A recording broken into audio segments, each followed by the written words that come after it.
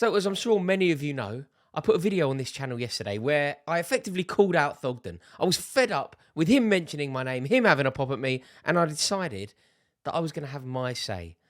I got a message overnight, and we've decided to explore the Gareth Southgate issue. Southgate stands between me and a friendship with Thogden. So we've decided to see if we can bury the hatchet and come to some sort of consensus regarding the England manager. I think he needs to go. I think he is distinctly average, and I think that there are so many better options available to England. Thogden disagrees. We've had the debate. You now have to be the judge. What's happening, everyone? Welcome to the channel. It is with great delight and honour that I welcome the one and only Thogden onto my channel. Thogden is currently in Qatar and is on the precipice of an incredible achievement. You were about to, what are you now, 3 games away from happiness, right? 2 games, 62 complete. It's been a journey. I am shattered. I'm still here in Qatar to finish the journey. Thogdad's got a little bit ill. He's still out here. He's not done all the games. Even my cameraman has done 61. He was aiming to break the record as well. He's broken a record getting to 61 out of 62. But I am the only man left standing.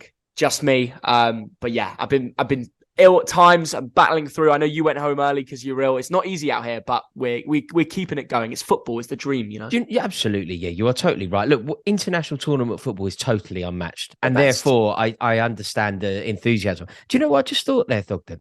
What's that? Are you going to be in the Guinness Book of Records? No, because they count a game as going from kickoff to full time. So we contacted them. They said they've got a guy doing it already. He's doing about 31. He's beating the record, which is currently 31. He's doing like 32.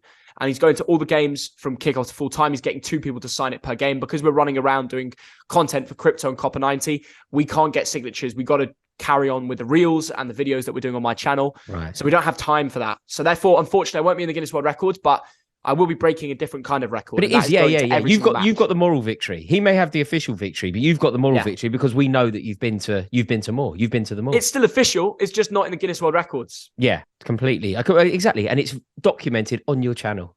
So it's and I'm sure if I went to about 33, 34 full games, I'd have missed some cracking moments. There's some times where I've had to go from one game to another, leave at half time and get there for the second half and another. And I've seen some mad comebacks, like, Japan, Spain, Germany, Saudi, Argentina. These sort of games you'll never forget those moments. Totally. So Thogden, obviously you've got an encyclopedic knowledge on this World Cup.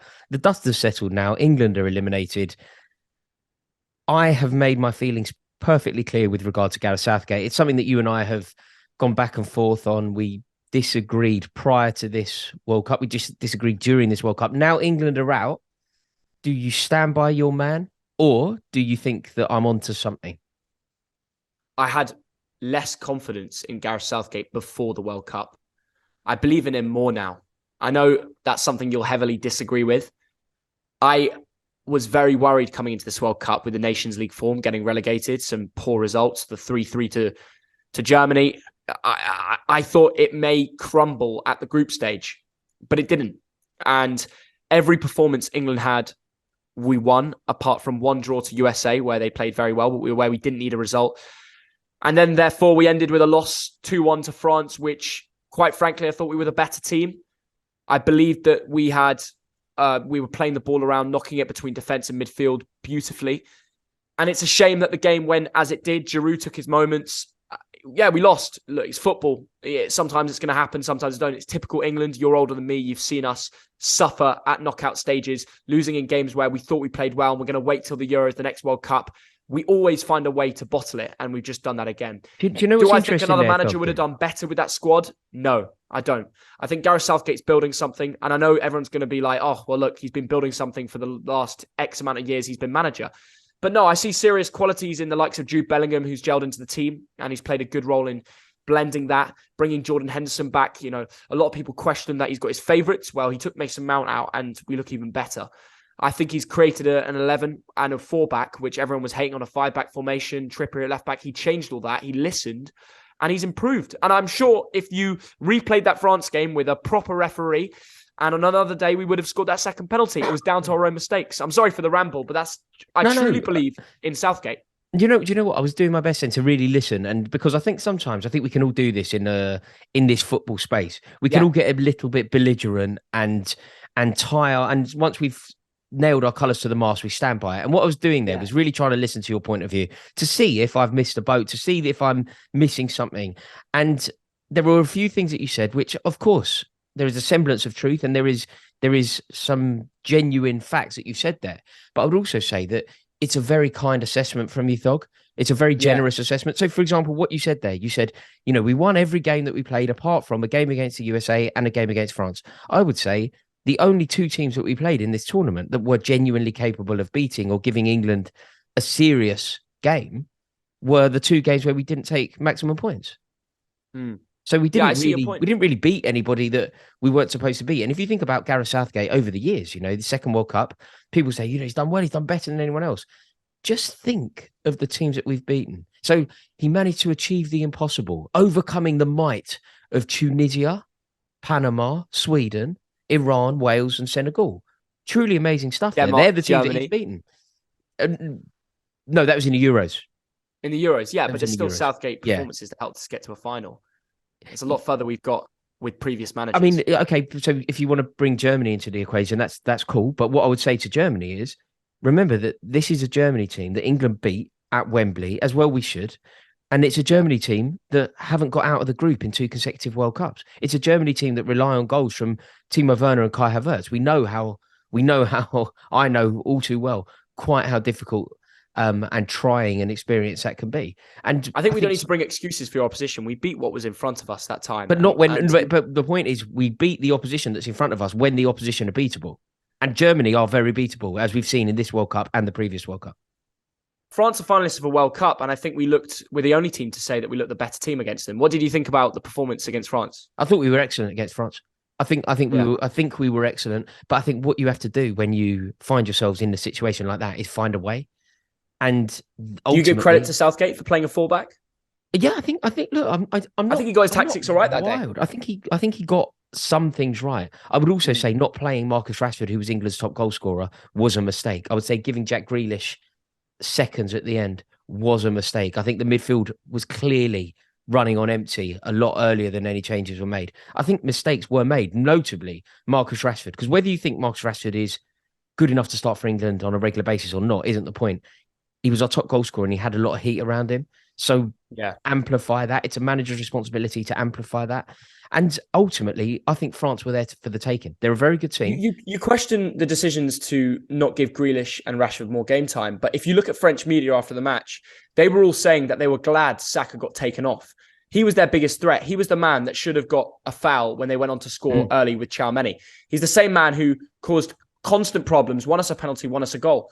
So it's easy to say Saka that shouldn't have gone off though. Saka shouldn't played have other gone players, but he was a great winger and he caused real issues. Absolutely. Sorry. Well, in terms of another mistake, I would say would be taking Bukayo Saka off. That was a huge error. Yeah. Bukayo Saka was England's most threatening player. That Hernandez could not live with him. So there's a way of accommodating. And Marcus now look Rashford at how good Hernandez looked against Morocco.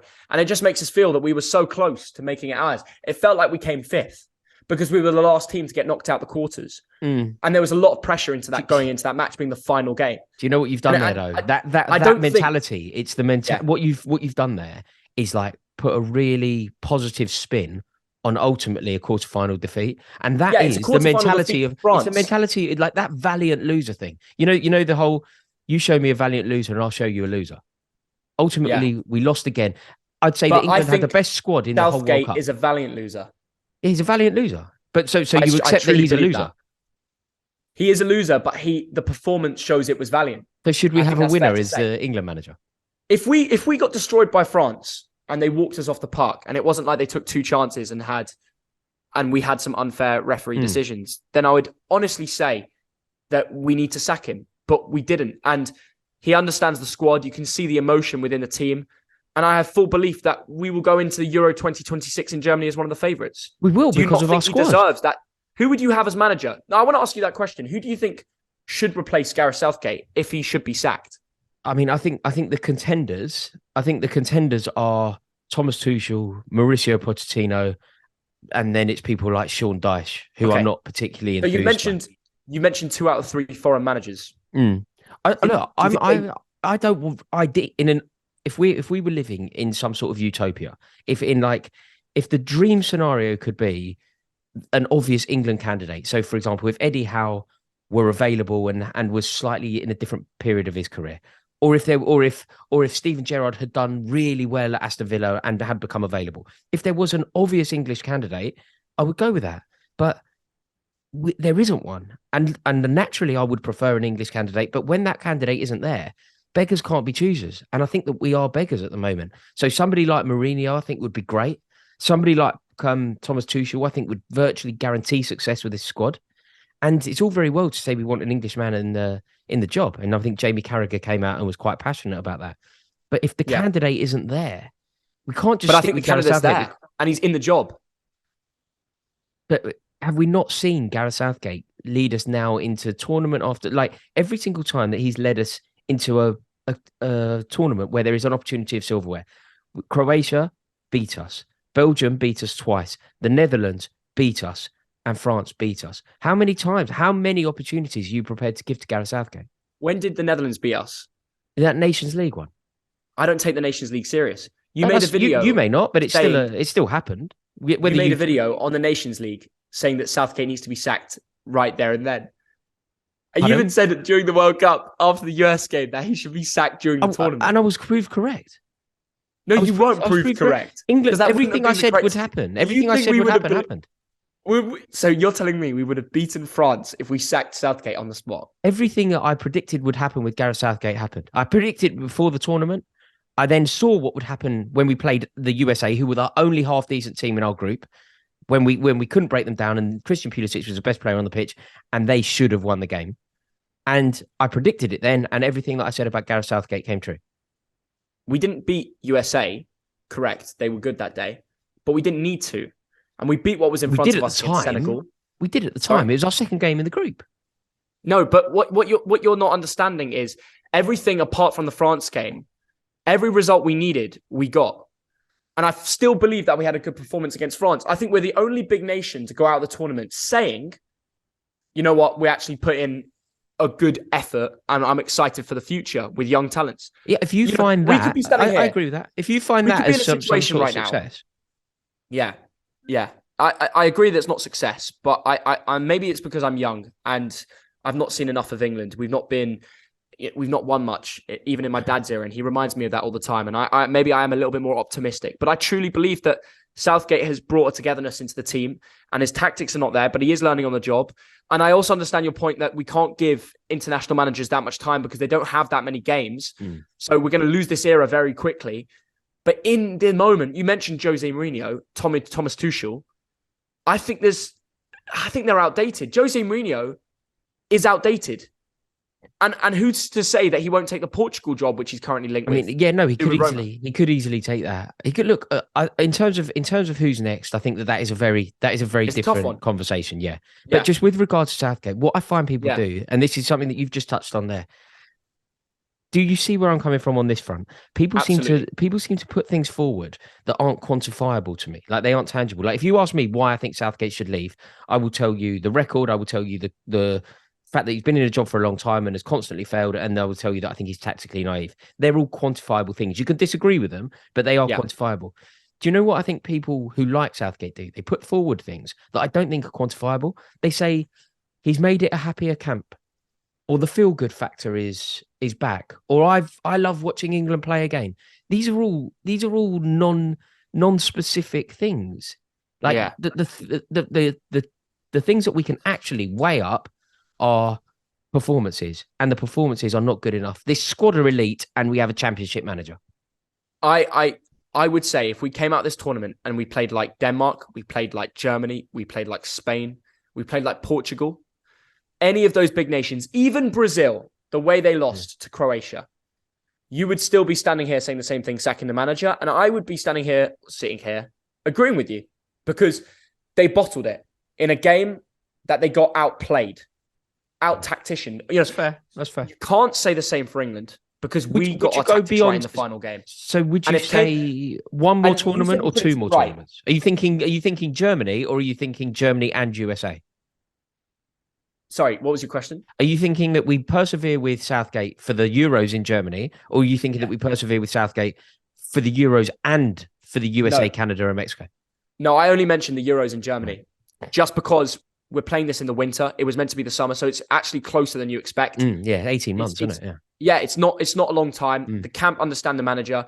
And I think, to me, I felt, this is a different point, but I was a lot more gutted after our loss to Italy in the Euros final than I was after we lost to France. And I was a lot more emotional because I know we threw that game away. We also threw the France game away, but we haven't ever won a Euros. And that is why I think it's nearly as important for us to win a Euros as it is to win another World Cup. And I have true belief that we can do it in Germany. And I think we must stick with him in 18 months' time, stick with the same manager.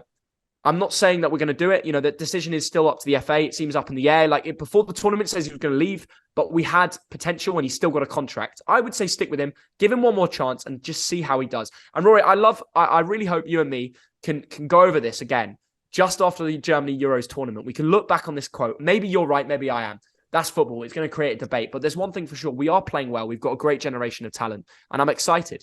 I agree. And in terms of the generation of talent, I couldn't agree more. And that's part of the reason why I think we need a manager capable, because I think we have the best squad that we've ever had and we don't have the best manager that we could have. But Thogden, as always, thank you so much. It's an honour to have you on this channel. You know how much it means to me to have you here. Obviously, Thogden's link is in the description below.